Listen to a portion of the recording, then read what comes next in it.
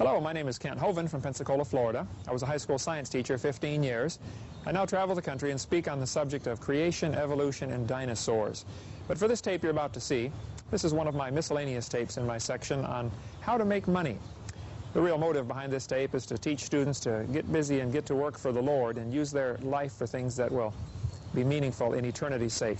We hope you'll enjoy this tape. If you'd like a list of our other materials, you can call or write. We'll put our name and address on the screen. We'd be glad to send you those. We hope you enjoy this now. Thank you for joining us.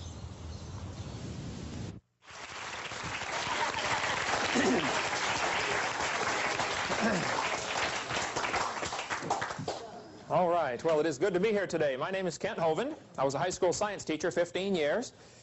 And I now travel the country and speak on creation, evolution, and dinosaurs about 700 times a year. Do a lot of debates at universities. All my stuff is hands-on. You're welcome to play with all my dinosaurs. But today we're going to cover a little different subject. I need to warn you about a couple of them now. This one is my Blondosaurus. So be sure to talk to her kind of slow, if you would, okay? All right. And it's... Flip that on, would you please? It's great to have all you students here from Rocky Bayou Christian School. This is one of the first schools I spoke to. I guess it's been almost 5 years ago, brother. Great when I first got started doing this, first in full-time evangelism, and it's a joy to have you here. But today I want to cover a little bit different subject, not on creation evolution so much. We've got videotapes, and I've spoken at your school a couple of times on that subject. How many of you go to a church where I have been to your church to speak on creation, evolution, and dinosaurs? Okay, great. How many go to a church where I have not been there yet? Okay, how many do not understand the question so far? All right. Either I have been or I haven't been. Great. Today I want to talk about a subject a teenager always interested in. Teenagers love this subject. How to make money. How many of you would like to learn how to make money? All right. Well, if you will pay very close attention for the next few minutes, I can give you some advice that will make you a fortune. And when we get done telling you how to make money, I'm going to tell you how to spend money. You say, I already know how to do that. Well, I think you might be surprised on how to spend money. That's really as important, if not more important, than how to make money. If you want to make money, and I have been a school teacher 15 years, which means every summer I was unemployed. You teachers will know what I'm talking about. You got to scrounge around and find your own work. So how do you make money? How do you provide for your family? Basically, you're going to get paid according to what type of worker you are. If you're a good worker, you're going to make more money. So I'm going to give you, in order here, the 4 basic kinds of workers. And those that are intelligent will write this down because you'll say, this will help me in the future. Those that are not too bright will sit there with an open mouth and stare on their face, and looking at a calf looking at a new gate. So I'll leave this up to you. But there are 4 kinds of workers. What kind of worker you are will determine how much money you're going to make in this life. The first kind of worker, and I'll have all these on screen for you. The first kind of worker, and Proverbs is full of verses about this, is the kind of worker, he sees what needs to be done, and he does it. Nobody tells him what to do. He sees what needs done, and he does it. There are very few of these in the world. When you can find a number one worker, number one workers, they see what needs to be done, and they do it. If you can find one of those, hire them. I've had very few of those work for me in the course of time. I've hired I'm sure I've hired over 1,000 high school and college people to work for me since I've been doing construction work on the side, teaching school every year, and then over the summer doing construction. I've hired hundreds and hundreds, and probably well over 1,000 high school and college students to work for me. I look for number one workers. They see what needs done, and they do it. There aren't many of those. I'll give you an example. Brother Don, are the cans still out there? Would you bring those to me, please? Every one of you got off the bus and walked in. I had some things planted just to see if we had any number one workers in the crowd. Out by the pole, there was a Coke can smashed flat. And then in the hallway, there was another Coke can smashed flat. And I thought, I bet all the students will walk right past them. Now, some of you might have seen them, but nobody picked them up, right? Thank you, brother. Inside each of these Coke cans was a $5 bill. A worker will see what needs done and do it. I have done this probably several hundred times, I have only one time ever lost my money. That was last week. First time ever I had a student pick up the Coke cans. When I was teaching school, I would always do this. Instead of picking up all the trash on the parking lot, I would go tape a $5 bill under a piece of trash with a little note. Thank you for caring about our school and the way it looks. You may have this $5 bill. Pretty soon the students learn, hey, look for trash on the parking lot. See, most people see what needs done, but they don't do it. Hey, somebody ought to pick that up. Yep, somebody should have picked that up, shouldn't they? You never know what's going to be in there. Example, number one workers would see something, they say, hey, that's not right, and they fix it automatically. Another thing we did before you all came in this room, we messed up every single songbook. None of the songbooks are in there straight. Ah, yeah. Now, when you sat down in your seat, there's no money in them. Not that I put in there. When you sat down in your seat, some of you didn't even notice. Hey, the songbook's not straight. If you noticed and you didn't straighten it, then you're not a number one worker. Number one workers, they see what needs done and they do it. If you can learn to do that, I'm telling you, you'll make a fortune. I'll give you an example. We had a kid at our college in Texas. We'll call him Jeff here for an example. Jeff came to me one day. He was one of my college students. I was teaching, and he said, Brother Hovind, I need a job. I said, now, Jeff, let me ask you a question. Do you need a job or do you need money? He said, well, I guess I really need money. I don't have to have the job, do I? I said, no. You really need money. You don't need a job. He said, okay, I need money. He said, but I thought I had to get a job to get money.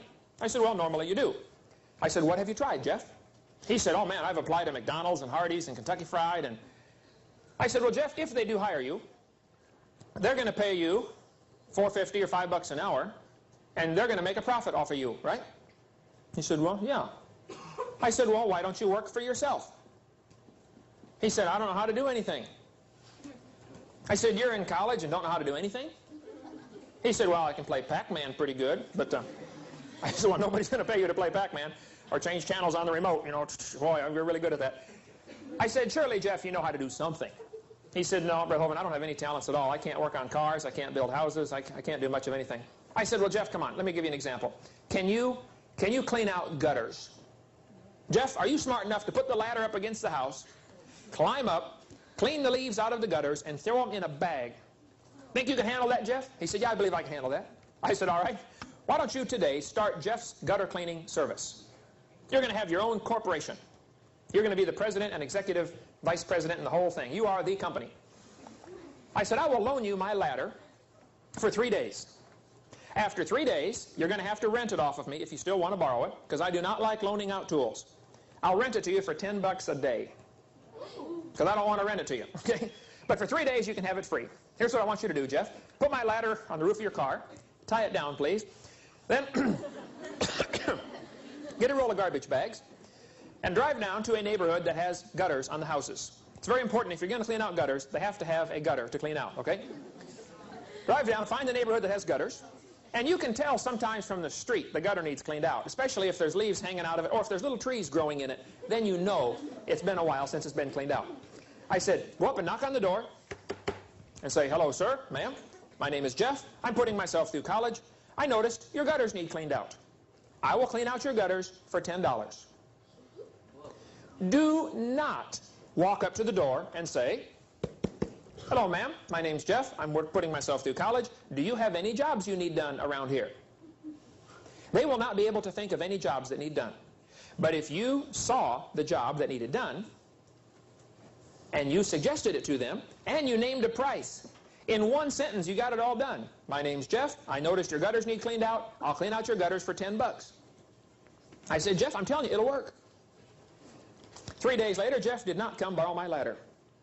We were in a big church, about 2,000 people, so I didn't get to see him all the time. And I saw Jeff a few weeks later, and I said, hey, Jeff, how's it going? He said, oh, going great. I said, are you still looking for a job? He said, I don't have time to look for a job. I said, why not? He said, don't you remember I started my own company? I said, oh, yeah, that's right. How's it going? He said, Brother Hovind, you wouldn't believe it. He said, I am making $150 a day cleaning out gutters. I was visiting my parents' house one time up in Peoria, Illinois, in Groveland actually, outside of Peoria. I heard a knock on the door. My mom went to answer the door. This college student standing there had a bucket in his hand with a roll of paper towels in it and a squeegee. He said, "Hello, ma'am, my name is Tim. I'm putting myself through college. I noticed your windows need cleaned on the house. I will clean out your windows. I will clean off your windows. Don't clean them out. I'll wash your windows for $20, inside and out." My mom said, "You're hired." Just like that. Nobody likes to clean windows. Tim went over to the sink, filled up the bucket with water, put in a few drops of Shackley Basic H, and took the squeegee. He washed the windows, squeegeed them off, got about 90% of the water off with the squeegee, and then used the paper towels to do the corners and keep the squeegee clean. He probably only used 5 or 6 squares of paper towel on the whole house. Some of you could use a whole roll on one window, right? Well, he did a really good job. He was done in 45 minutes. My mom handed him $20, and he's walking across the front yard. I went out and met him. I said, "Tim, can I talk to you for a second?" He said, "Sure." I said, "Look, I hire lots of high school and college kids to work for me, and I try to teach them how to get self-motivated, how to make money on their own." I said, "Tell me, Tim, if I could be so bold as to ask, how long you been doing this, and how much money do you make at it?" He said, "Oh, I've been doing it every summer, putting myself through college." He said, I don't like to work during the school year. I just work in the summer, and I make about $5,000 in the summer cleaning windows, and then I can study it during the rest of the school year." Now, if you worked real hard at McDonald's all summer long, you might make $1,500. But he made $5,000 working for himself. He's a #1 worker. He sees what needs done, and he does it. Look, if you just learn, that's an attitude, a philosophy of life. Some of you can walk in the house. The dishes are running over in the sink. They're piled up 18 feet high. There are none left in the cupboard. You don't even notice. The garbage is running over on the floor. The grass is 7 feet high. The dirt is 4 inches thick on the car. I didn't see it. That's precisely my point. A couple of students at Maranatha Baptist Bible College, I've spoken up there a couple times, great school in Wisconsin. They were doing an experiment. They went in the cafeteria, sat down in the cafeteria, and dropped some paper on the floor, and sat there and watched it to see who would pick it up. Every student in the college, almost every student that came for lunch that day, came in, got their tray, and walked right past the paper and went and sat down. Dr. Winiger, the president of the college, walked in, got his tray, started walking, automatically bent down, picked it up, stuck it in his pocket, and kept on walking. You say, well, he picked it up because he's the president of the college. No. He's the president of the college because he picked it up. Big difference. You want to be the boss? You better learn to see what needs done and do it without being told. That's the first kind of worker. They will make all kinds of money. Look, if you became a #1 worker and you hired in at McDonald's, let's say you already work at McDonald's. I picked that as an example. And you're a #1 worker. The boss says, "Would you make some French fries?" "Oh, sure, boss." And you fry the fries. And then you're done. So you look around and you notice the napkin rack is empty. So without being told, you go get the napkins and fill the napkin rack. Then you notice the straws are about gone, so you go fill the straw rack. And then you notice the counters are dirty, so you wipe off the counters. And you notice the cups are about gone in the cup rack, so you go get some more cups and fill it up. If you would learn to spot what needs done and do it without being told, within 6 months, you'll be the assistant manager at that McDonald's. Within 3 years, you will own it. My neighbor in Texas owned 3 McDonald's. He made $30,000 a month off of each one. And you want to work for them for $4 an hour? Have at it. They're making a fortune off of you. And it's fine. Somebody's got to make money, but that's the #1 worker. Man, I wish the world had more of those. And it not only applies to making money, this applies to seeing what needs done for the Lord's work. Don't you see there's people that need to be saved? Don't you see when somebody's hurting? When there's another student having a rough time, mom and dad are fighting, or something's going on, they're having problems at home, or can't you see what needs done? Learn to spot what needs done and do something about it.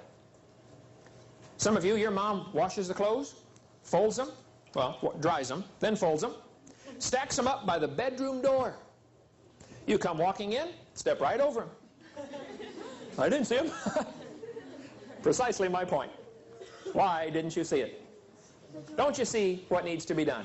You ought to try this today. Go home and look for at least 3 things you can do that need done. Everybody ought to be able to walk into any room and look around and say, that needs to be done. This needs to be done. There's a piece of tape hanging on the light fixture there from a Halloween party, apparently. Somebody should have pulled that off a year ago.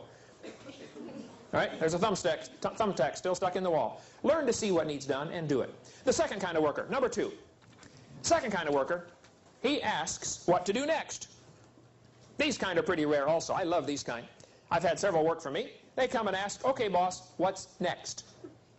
If you get on a McDonald's and you're a number 2 worker, when you get done making the French fries like they told you, you go to the boss and say, okay, boss, I'm done. What's next?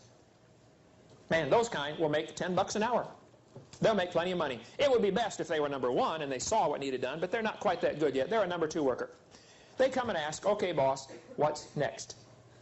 You can at least do that with your parents at home. Hey, Mom, I finished setting the table. What else would you like me to do? Man, those kind are rare. Okay, Lord, I read my Bible. I prayed for the missionaries. What else would you like me to do, Lord? It's just an attitude. It's a way of life. It's a philosophy, a way of living. Being the right kind of worker, seeing what needs to be done. Or at least asking the boss, okay, what's next? Number 3 workers. This is probably where most of you fit. Number 3 workers must be asked. They won't do anything unless you ask them. You come home from school, plop down in front of the TV. Your mom or dad comes in and says, would you set the table, please? Sure, Mom.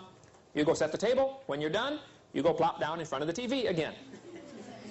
Then they come and say, excuse me, would you take out the garbage? Oh, sure, Mom, be glad to. And you go take out the garbage. And then you go plop down in front of the TV.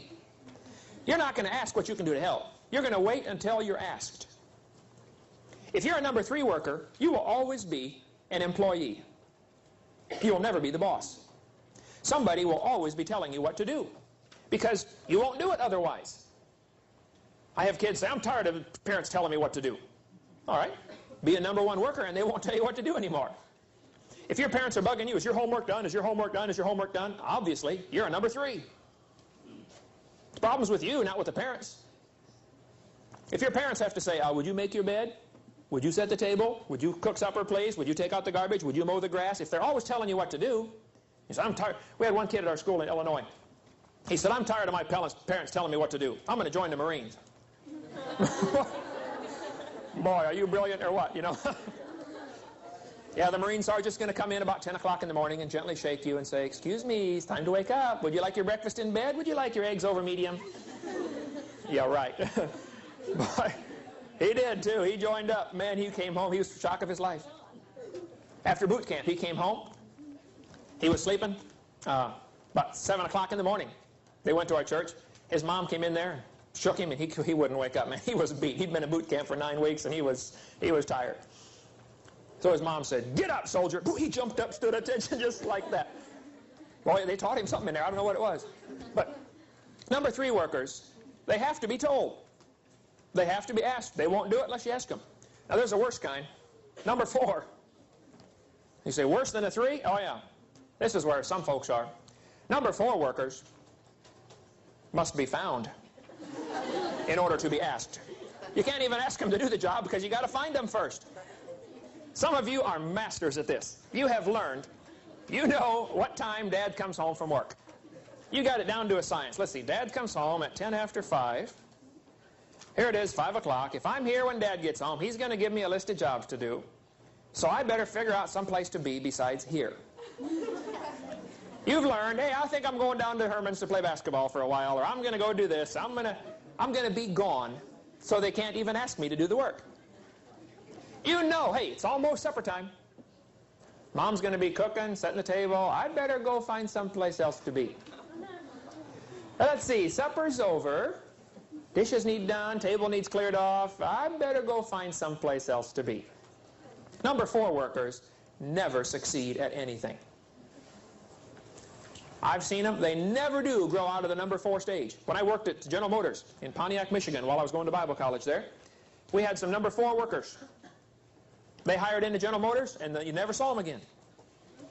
There'd be one guy driving the forklift around, and 3 guys hanging on the back. And I'm thinking, their boss is looking for them.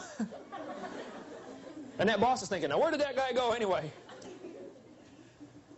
My brother's a tremendous teacher, just a whiz teacher up in Illinois, and he's taught 25 years now, I guess, in 5th and 6th grade. Gave me some great ideas for teaching tips. I collected for years teaching tip ideas, you know, how to handle certain problems. Teachers, this may help you. If you have a student, they say, teacher, can I go out to my locker during class time? Or can I go to the bathroom? Or can I go get a drink? Something they should have done during break time. They want to take your class time now to do it. You have learned, teachers, there are some students, you don't trust them to go out in the hallway during class time. They can spend an hour and a half going to sharpen their pencil. How many know what I'm talking about? You've seen one like that? Oh, yeah. Can I go get a drink? 3 days later, they come back. Where you been? Oh, it was a long way to the water fountain. Yeah, I had to go downtown to McDonald's to get the drink, you know. Right. You didn't say where I was going. You got to find them before you can ask them. Those kind are so frustrating. So my brother said, hey, Kent, why don't you do this? If a kid says, Mr. Hovind, can I go to the bathroom? Can I go get a drink? Can I go do this? And they should have done it during class time. Tell them, sure. But every second you're gone is 2 seconds after class you sit there in your chair. Double time. A simple idea. Takes them 30 seconds to go to their locker. They owe you a minute after school. Now the pressure's on them to hurry back. See, number 4 workers, the pressure's on the boss. Where did he go? Where did he go? Where did he go? Got to find that guy. Look, don't be a number 4 worker. If you learn to be a number 1 worker, I assure you, you'll make plenty of money. Last summer was my wife's and my 21st anniversary. We sat down and figured out how much money we have spent since we've been married. In 21 years, we have spent all of it. And then some. How many of you could figure about the same way? It'd be about the same with your family, right? Spent all of it, yeah. Didn't take us long to figure that out. Look, it's going to cost a fortune. And if you think you're going to make it working for $5 an hour flipping hamburgers, and I'm ready to get married, I got me a good job, and I'm going to get married and a couple of kids, for $5 an hour, you are in for the shock of your life. Look, you take your hourly wage and you double it. That's times 2 for the 7th graders. And then you add 3 zeros. That's your yearly wage. If you're making $5 an hour, that's $10,000 a year. You say, $10,000 a year? That's a lot of money. Wait till you got a wife and kids. My son can eat $10,000 at one meal. We go to Arby's, we'll get 5 roast beef sandwiches. Okay, Dad, what are you going to get? I was going to have one of them, son. Look, it takes a lot of money to live these days. You better learn to be a number 1 worker. But if you could learn to apply that into the spiritual realm where you can see what needs done, don't you think there are some missionaries out there that are hurting that would love to get a letter from home? Why don't you walk down the hallway at your church and see the mission board and say, hey, I'm going to write a letter to this missionary and encourage him. Proverbs 25, as good news from a far country, so is cold water to a thirsty soul. I got it backwards there. Proverbs 25:25. Learn to see what needs done and do it. Now, let's suppose you got a bunch of money, okay? Here you are, you're loaded. Everybody's loaded, you got a bunch of money. You're a number 1 worker now. Man, you walk down the hallway, you pick up the paper, and you notice the chairs are not straight. You can walk into the classroom and straighten up the table, straighten up the chairs. Chalkboard needs wiped off, you spot it and you do it. You come home, dishes need done, you do it. Garbage needs taken out, you do it. Don't say a word, don't ask for any glory, just do it. Grass needs mowed, do it. Pretty soon your mom's going to say, wow, what's happened to my kid? And they're going to start trusting you with more things. So my parents don't trust me. They can't. You're a lazy slob. That's the problem. Okay? If we all loaded up on the bus right now, and we went to your house and looked in your bedroom. Oh, yeah. Then we'd find out what kind of worker you really are. You say, can I go there 10 minutes ahead of time? No, no, no. I mean, right now. Maybe you ought to start a deal around your house where if you leave for school in the morning and your room isn't clean, that night, no TV, no phone calls, and no friends over. Ooh, that would motivate them, wouldn't it? Okay, we got to hurry here. Now, you got a bunch of money. You're rich. You're loaded with money. You made a fortune. How are you going to spend your money? How many of you have already spent some money in your life? You've already spent some money, okay?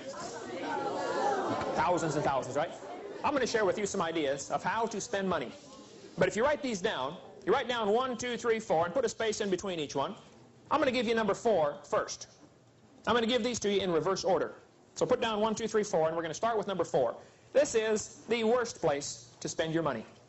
There are 4 places to spend your money, and I'm going to give you the last one, the worst one, first. You say there's more than 4 places to spend your money. No, there's basically 4 different places you can spend your money. You can spend your money on things that last a few hours. There's a lot of things that only last a few hours. Food, candy, thrills, sporting events. If I gave you $5, if you had found the can and got the $5, that means you're a good worker. You spotted it. Now what are you going to spend it on? Candy. Ooh, wow. Food. Look, when you're 5 years old, kids that are 5, the first thought comes into their little brain is food, right? You give a kid $5, something for the mouth, right? That's as far as they can think. They cannot think any further than their mouth. That's as far as their brain works. Now, how many of you could spend $5 on yourself on one meal? How many could do that? All right? How many of you could spend $10 on yourself on one meal? One meal? How many could spend $15 just on yourself, just on one meal? All right, put your hands down. Now, 6 hours later, you're hungry again. You say 6 hours, nothing. It's about 2 hours for me. Okay. If you spend, normal people eat about 100 meals a month. 3 meals a day, a few extras here and there. Some of you I know, teenagers, eat a lot more than that. But let's round it off to 100 a month, all right? If you spend $5 on yourself on every meal, that's $500 a month. Just for you. Now, how many of you could fill yourself up just as full on a couple of peanut butter and jelly sandwiches and a glass of milk, and you could be full for less than $1? Well, now think about it. At 100 meals a month, if you're spending $5 a meal or $1 a meal, that's going to make a big difference over a lifetime. A real big difference. I mean, huge. Things that last a few hours are not a good investment. Now, you got to have them, okay? You got to have food. How many of you could spend $10 going to see a sporting event? A pro game. Let's say there's a pro game. You're going to go see some pro team play. How many could spend $50 just on yourself on one transportation, food, and tickets to get in? Okay, let's suppose you're going to go to the Super Bowl. How many, transportation, motel, the whole thing, could spend more than $300 just on one person going to see the Super Bowl? No problem. Let me ask you a question. After the game is over, the next morning, what do you have? You have a ticket stub, right? Little stub. And memory. I saw the game. But you're going to forget about it 20 years from now. It's not going to matter. I'm not saying it's bad. It's just not a smart investment. That's all. Things that only last a few hours. Food, sports, thrills. We went to Disney World one time. Took my family there. Being a mathematician, I got my stopwatch going. And I said, you know, we're here on a light day. There aren't many folks here today. I'm going to see how much time we spend on the rides. Not waiting in line. Not walking to the ride. As soon as the ride starts, I start the watch. As soon as the ride quits, I stop the watch. We ran between rides. We were there for 12 hours. It was a light day. Not many folks there. We ran between the rides. We got as short lines. We did as many as we could to cram it in there.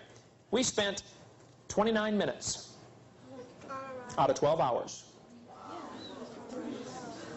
They make a fortune while you stand there waiting in line like a bunch of cows going to market, right? Okay, everybody move up 2 steps. It's not wrong. It's just not a smart investment, that's all. It's just learn to invest a little wiser than that. Now, when you get a little smarter, a little older, a little more mature, you're ready for category number 3.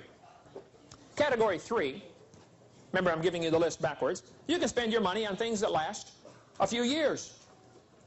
A car, furniture, clothes. That's going to last a few years. That's a little smarter. You give $5 to a 5-year-old kid, first thought comes into his brain is food. But you give it to a teenager, they're starting to get a little smarter. Clothes.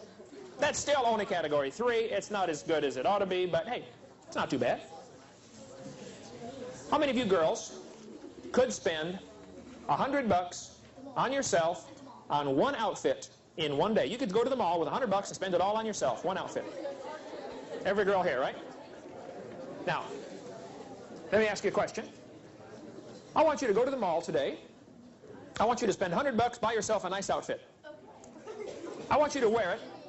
I want you to wear it for 6 weeks. Not every day for 6 weeks, you know, but wear it once or twice a week. Wash it once in a while. And then after 6 or 8 weeks, I want you to sell it. You paid $100 for that outfit. Nice dress, nice skirt, nice top, pair of shoes, purse to match. What can you sell it for?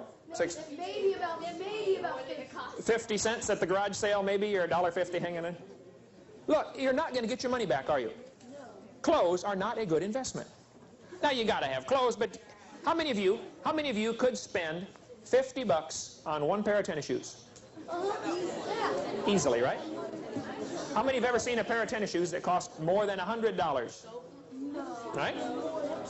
Could you go to Walmart and get a pair for $12 and they work just about as good and save you a lot of money? Oh no, Brother Holman, I got to have the kind that pump up. Got to have the pump. You're right. You're missing the point. You can spend your money foolishly on things that are not going to last very long. Cars. I've had 94 cars since I've been driving. I like cars. I've had 52 motorcycles. I got 5 of them right now. I like motorcycles. I've never had a new any of those. Always had a used one. I fix them up, ride them around, sell them. Since I've been driving, age 16, I got my first Volkswagen for $300. Drove it for 6 months and sold it for $600. I thought, hey, this will work. So I looked for another old beat-up car, fixed it up, washed it, waxed it, you know, wax on, wax off, Karate Kid. If it rattled, I fixed it, sold it, and made some money. I thought, hey, this will work. I began looking for old clunkers, buying them, driving them for a while, fixing them up, selling them, sometimes losing money, sometimes making money. I kept track for the last 26 years that I've been driving of every car I've ever bought, how much I paid for it, and how much I sold it for. My son, last year, and I figured out the profit or loss. Over 26 years, I have made $15,000. Now, that's no big deal. It's only $800 a year. That's not enough to live on. But that beats spending $200 a month on a car payment. Don't look at a new car and say, oh, I can afford that car payment. Oh, no, no, no, no. You're looking at it all wrong. Can you afford the car? If you can't pay cash for the whole thing, you probably don't need it. Yeah, but you mean get a used car? Might have a problem. The new cars have problems. I worked at General Motors 2 years. I watched them go together. I'm surprised anything runs coming out of them factories, right? Those guys are only there to get their paycheck, believe me. It's close enough, let it go. I asked our foreman at the shop. I said, we built trucks at our shop. I said, we build 500 trucks a day here, right? He said, yeah, about 500 a day. I said, I see a lot of the trucks after we're done building them, they go over to the repair section where they got to fix something that got built wrong. He said, oh yeah, huge repair section. I said, how many of the trucks have you seen since you've been working here for 20 years that did not have to go to repair? He said, oh, I've never seen one. Out of 20 years, 500 a day, every one went to repair for something. Now look, cars are not a good investment generally, especially a new one. You are never going to make money buying a new car. You're going to lose a fortune. Okay, we got to hurry here. Number 3 was things that last a few years. Number 2, you're getting smarter now. Number 2 is you can invest your money in things that last you for a lifetime. If I gave you $5 and you're 5 years old, you would only think about your mouth. If I gave you $5 and you're a teenager, you'd probably start thinking about clothes. If I gave you $5 and you're a college student, now you're probably getting mature and you're thinking, ooh, I better invest this in my education. Because a lifetime investment like an education, you got from then on. Let's suppose you fellas say, I don't know what I want to be. All right, let's just pick something out of the clear blue. You're going to graduate from high school and you have no idea what you want to do with your life.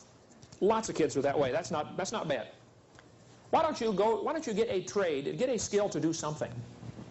If you spent $500 to go to Okaloosa Walton Junior College here to become a certified diesel mechanic, just pick a trade, diesel mechanic, right? After spending $500 or $1,000 to get your certificate, you have invested $500 to $1,000. But you are now a certified diesel mechanic, and you can make $20 an hour for the rest of your life. That's a smart investment. I was working for a dentist one time, remodeling his office. I said, Doc, what did it cost you to become a dentist? He said, oh, I spent $70,000 going through dental school. I said, $70,000? He said, oh, that was just the beginning. Then I had to set up my office. He said, each of these chairs is $5,000 a piece. You know, got the buttons on the side? $5,000 for a dental chair. He said, I got 3 of them. He said, then I had to buy the drills, and he pulled out drawer after drawer of those fancy stainless steel tools. You know, these drill bits cost this and this and this. And he said, I spent $50,000 getting set up in my office. I said, 70 plus 50. You spent $120,000 before you drilled your first tooth? He said, yep. I said, Doc, that's quite an investment. Was it worth it? He said, you tell me. I now make $130,000 every year. I got my calculator. I said, let's see, that's a good investment. Investing in your education is a smart investment.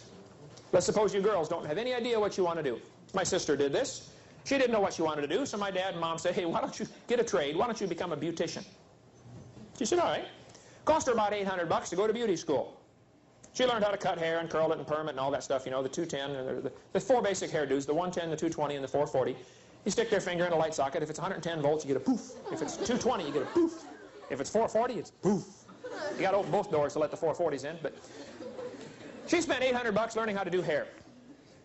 Then she made, in her own house, cutting hair, many thousands of dollars every year. Working whenever she felt like working. Made a fortune. That was a smart investment. Investing in your education, folks, is a lifetime investment. And some kids don't figure it out until it's too late. Some of you are still investing in Coca-Cola. Today is Halloween. 5 years ago, on Halloween, 6 years ago, I sat my kids down at the table. I said, hey kids, how'd you like to make some money? He said, yeah, Dad. I said, I'll tell you what I'll do. It's Halloween night. If you will start right now, I will give you $100 a year from now if you don't drink any carbonated beverages for the next year. You can only have water, fruit juice, or milk. Any kind of fruit juice you want. Apple juice, orange juice, I don't care. Any kind of milk, unleaded, regular, or water. I'll give you $100. They said, wow, let's do it. They all went for a year. No, can you imagine no Coke for a year? Yes. Afterwards, I gave them their $100. We sat down at the table. I laid the $100 in front of them. I said, now, how'd you like to make some more next year? I'll make 120 next year if you go another year. Then I'll make it 140. Then 160. I'll add $20 every year that you go without drinking Coke. Now, if you drink Coke during the course of the year, I can't take it. I got to have one. Okay, you can have it, but it's $20 off. And you start over at 100. Today is Halloween. I only got one kid left doing it. He's running the camera right over there. Tonight he gets $200. Made it 6 years with no Coke. All right. Thank you. So, wave at him, can Andrew? Wave at the cameraman there. Hey, hi, buddy. Okay. Look, you can do it, folks. Suppose you had all the money back you've ever spent on Coke. How many of you could buy yourself a fairly nice car? If you had all the money back you've ever spent on Coke. Yeah, you'd have a fortune, right? Things that last a lifetime are smarter investment. Now, there's one more. And I want to share this with you before we go, because this is why I do what I do. You say, why do you travel around and talk about dinosaurs anyway? Because of what's coming up next. The best place to invest your time and your energy and your money is in things that last forever. You can spend money on things that last forever. Suppose I gave you $5. If you're 5 years old or if you're not very mature, the first thought is candy. If you're a little smarter, you're thinking clothes, furniture, stereo, couple years. If you're a little smarter, you're thinking lifetime investment, education, family, property, real estate. Ooh, lifetime investment. Now, if you're real smart, you'll think about things that last forever. If you gave $5 to a missionary, he goes across the ocean, wins 3 people to the Lord. How long is that going to last? Forever. Forever. And if you could learn to invest in forever, then a very special promise comes into play. The Bible has a neat verse. Matthew chapter 6, verse 33 says, seek ye first the kingdom of God and his righteousness, and all these things shall be added to you. If you invest everything you can in God's service, he supplies all these other things. I've had 9 cars given to me for $1 or less. Out of the 55 motorcycles I've had, I bet I've had 15 of them given to me. Now, you could work at McDonald's all summer long and save up your money and buy yourself a motorcycle. Or you can work for the Lord, and when the Lord wants you to have one, he'll give you one. That thing you're working so hard to save up for, that beautiful leather jacket, you got to save up money for that leather jacket. It's only $250. Hey, okay. Somebody's already got one hanging in their closet that they don't use anymore. And if you'd serve the Lord would provide for you. See, if you work for yourself, you get what you can provide for yourself. If you work for the Lord, you get what God can provide for you. And let me tell you right now, folks, God is richer than you are. Lots richer, okay? If you would just learn, man, what can I do with my time? How can I invest my time wisely? Invest it in heaven. That's going to last forever. Here it is, almost the end of the year. Have you told anybody else about Christ? Have you led anybody else to the Lord this year? Have you been soul winning? Have you tried to bring folks? Is there anybody sitting in church because you led them to the Lord this year? Have you got anybody baptized? What have you done for the Lord this year? Are you investing in eternity? That's a neat verse. And it'll work. You just say, Lord, I got this extra money. I got my Christmas money. I got $300, Lord. What can I do with it? And the Lord says, why don't you give it to that missionary who's struggling? Why don't you do this? Why don't you do this? Why don't you buy some new tires for the bus? Why don't you do this? Do this. Invest it in the Lord's work, and you'll be surprised how the Lord will take care of your needs. Boy, I wish we'd get some teenagers to see this. What I've just given you will revolutionize your life if you let it. Learn to seek ye first the kingdom of God and His righteousness. I decided 5 years ago I was going to drop everything and travel around and talk about dinosaurs, because it's a great soul-winning tool. Folks will come to church to listen to somebody talk on creation and evolution that'll never come to church for any other reason. You can't get them for anything. Plus, Christians don't know what to do with the dinosaurs. Where do they fit in history anyway? Let me close with this story. I was in Texas. One of the guys at our church, an old man, Dr. Julian Pope. Johnny Pope is his son. He's pastor in Houston, Texas. Dr. Pope was a wise old man. I said, Dr. Pope, how do you know God's will for your life? How would you like to know God's will for your life? I said, Dr. Pope, how do you know God's will? He said, oh, Brother Hovind, that's easy. I said, man, tell me. Let me write this down. Got my pencil and paper out. He said, oh, you won't need a paper for this. He said, you want to know God's will for your life? I said, yes, sir. He said, then you find the need and fill it. He said, what's the biggest need you see in the country? He said, don't tell me. Whatever you see is the greatest need, that's God's will for your life. Go fix it. Look, if you showed up at a bus wreck, a bus just ran off the road, ran into a tree, it's laying over sideways, gas is running all over the place, the kids are inside screaming and yelling, and you're the first one there at the wreck. You stop your car, you get out of the car, and you look, and all the kids are screaming in there, help, help, help. Are you going to stand there until somebody else comes along and says, excuse me, would you go rescue that kid, please? Oh, sure. Don't you see what needs done? Until somebody shows up and takes charge of the situation, you can do something. Go get somebody out of the bus, right? Find something to do for the Lord. If you're busy serving the Lord, then He'll steer you off where He wants you to go. You say, I don't know where I want to go to college at. You just serve the Lord now while you're in high school. And the college will take care of itself. Get moving. Look, if you're in a car that's not moving and you turn the wheel, it doesn't do any good. The car's still pointing the same way. But if it's rolling, it's easier to steer, for one thing, and then it'll have some effect. Do something for the Lord. If you don't have a ministry for the Lord now as a high schooler, you're failing. You ought to be working in a Sunday school class, working on a bus route, helping in nursery, doing something for the Lord. Everybody ought to have a ministry by the time they're in high school. Write letters to missionaries. Do something. Invest your life in the Lord's work, and He'll supply everything else you need. It's a neat way to live. Let's pray. Heavenly Father, thank you so much for these young people coming out today. Lord, I pray that you help each one of them to examine their heart and invest their life in things that will last forever. Lord, we've got a whole world full of kids that are investing their life in things that aren't going to last very long. There's a lot of kids saving all their money to buy that new car, to buy those fancy clothes. Lord, there just aren't many teenagers investing their life in forever. Please, Lord, raise up some out of this group that'll decide they're going to invest in forever and let you supply the rest. Lord, help us to be number one workers. Help us to see what needs done for your kingdom and do it. In Jesus' name, amen. Amen. Thank you so much. Now that you've seen the tape on how to make money and how to spend it wisely, most important thing you can do is to make sure you're investing your life in the proper things. Make sure you've got Jesus Christ in your heart and make sure you're going to heaven. If you're not a Christian, if you've never accepted Jesus Christ as your Savior, let me encourage you to do that right now. Just pray a simple prayer and invite Him to forgive your sins and come into your life and save you.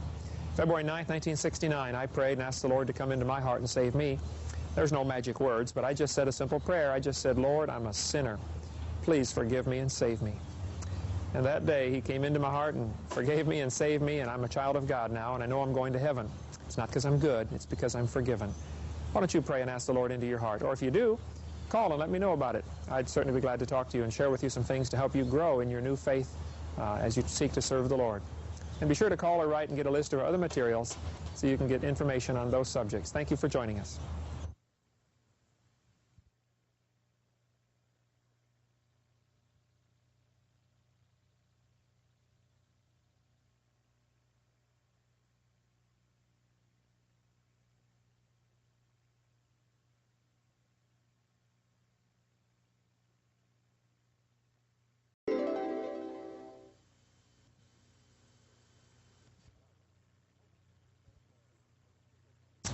Hello, my name is Kent Hovind from Pensacola, Florida. I was a high school science teacher 15 years.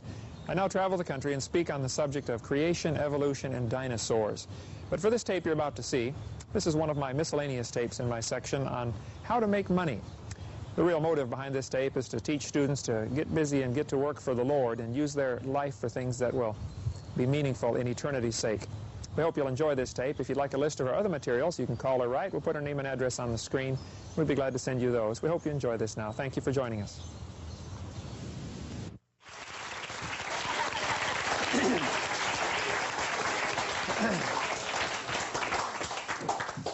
All right. Well, it is good to be here today. My name is Kent Hovind. I was a high school science teacher 15 years.